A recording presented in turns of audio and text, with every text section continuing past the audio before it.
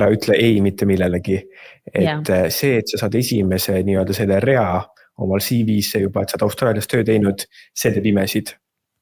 Pluss teine asi on see, et Austraalias on väga tähtis, keda sa tead, ehk siis suured võimalused võivad tulla ükskõik mis tööst.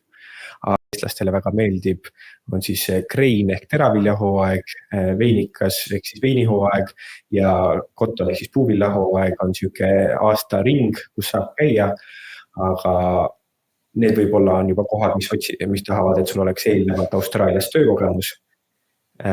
Asi, mis ma soovitaksin, kui sa alguses tuled, on see, et pigem ikkagi otsida töö endale, milles sa saaksid tunnipalka. Et ma tean, et on paljud korjamised, mis maksavad nii-öelda tükitöö eest ja on väga piiratud tükitöid, kus sa võid teenida väga-väga palju raha, aga pigem see ei tööta sinu kasuks ikkagi välja.